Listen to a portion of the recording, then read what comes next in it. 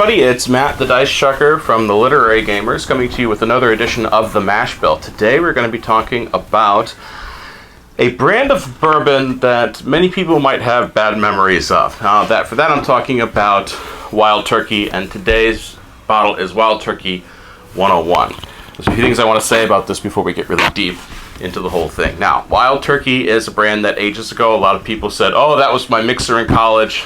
Every time I smell it now, I just get bad memories coming to me from all that. And I get that. I always said, if you've ever been sick on an alcohol, if you try to drink it again, that's all you're ever going to smell is you being sick.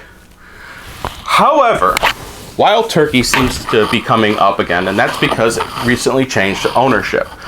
And with that, Wild Turkey 101 has recently been named one of the best budget bourbons you can get. Now in Connecticut, this one ranges from at least $30 to $35 depending on the store. And that means in everywhere else, you could usually see it for around 20 bucks. I saw this for as low as $17 when we were in Kentucky at that point.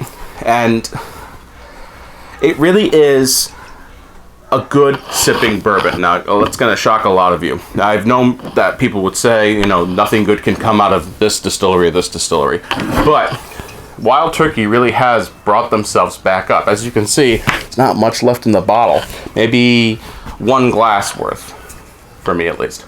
That should tell you more about me than anything else. You get a really nice hint of vanilla and cinnamon here, and that is from the char of the barrel.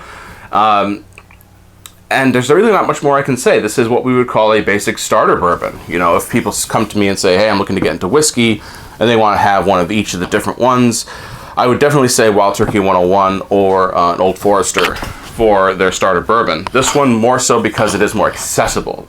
Old Forester is a large distillery, but sometimes it can be difficult to find their whiskeys here in Connecticut. So Wild Turkey 101 is a great bourbon for the money, and the board game I'm going to pair it with today is Winner Winner Chicken Dinner. Now, this is, according to the board gaming community, one of the most overproduced games on the market, and you know what? That's fantastic. This game is really one of the most fun experiences I've had in a long time. Why am I pairing it with Wild Turkey? Turkey, chicken, Winner Winner Turkey Dinner, I don't know. You can make it work. Anyway, there's no chicken bourbons, so I wanted to put something that's... Before you do that, I know someone's going to say in the comments, actually, Matt, there is a chicken bourbon. Okay, great. This one's more accessible. All right. So anyway, Winner Winner Chicken Dinner works on a Yahtzee mechanic where you're trying to capture chickens from the farm and turn them into dinner. And you also have special player powers, you have cards that you can buy based on the dice you roll, and you're also trying to do as much as you can before the clock ends the game.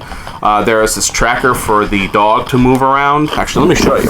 Almost everything in here, as far as the game board, is neoprene, so the cards are presented on this nice little mat. Looks like a picnic table. So on the neoprene mat here, you'll see that there is like a brown track kind of moving around. The dog is going to be moving around based on the dog symbols you roll, and depending on the player count is when that timer ends. You don't lose if the dog hits there, but you'll see who has the most points out. Someone's having fun upstairs again. I love it.